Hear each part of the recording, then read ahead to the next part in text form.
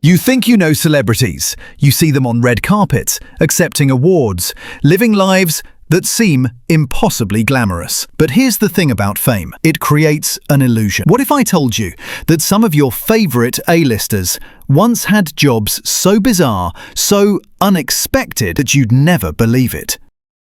Let's start with Christopher Walken. Yes, that Christopher Walken. The guy who made dancing in a Fatboy Slim video iconic. But before he was mesmerizing audiences with his unique delivery, he was, wait for it, a lion tamer.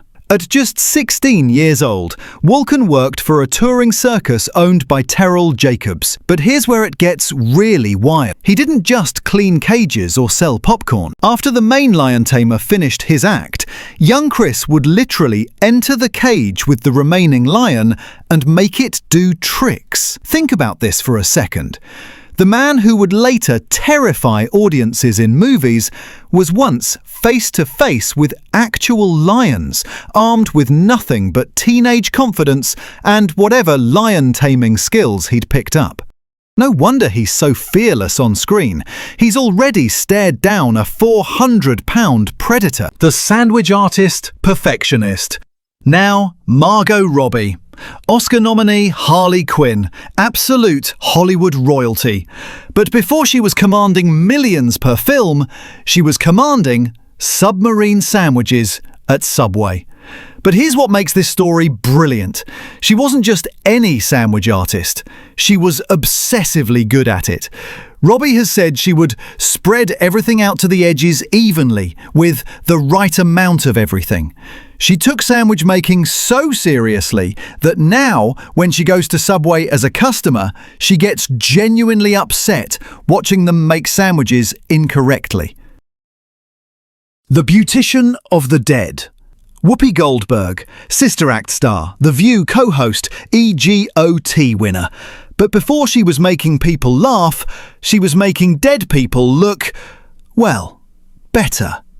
Whoopi worked as a mortuary beautician, essentially doing makeup for corpses. Think about the skill set this requires. You're literally perfecting your craft on clients who can't complain, can't move, and definitely can't tip. It's the ultimate test of artistic ability under pressure, because there's no second chance to get it right for the funeral. From making the deceased look peaceful to making audiences laugh until they cry, that's quite a career pivot.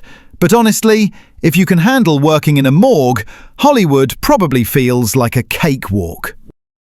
The debt collector turned heartthrob, Demi Moore, 80s and 90s icon, part of the Brat Pack and star of Ghost.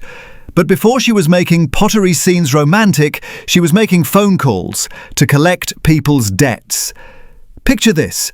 You're behind on your credit card payments. The phone rings, and on the other end is the future star of Indecent Proposal, demanding your money. Talk about adding insult to injury.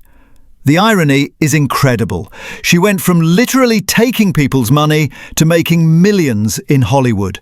And considering how ruthless debt collectors can be, this probably prepared her perfectly for dealing with Hollywood agents and producers.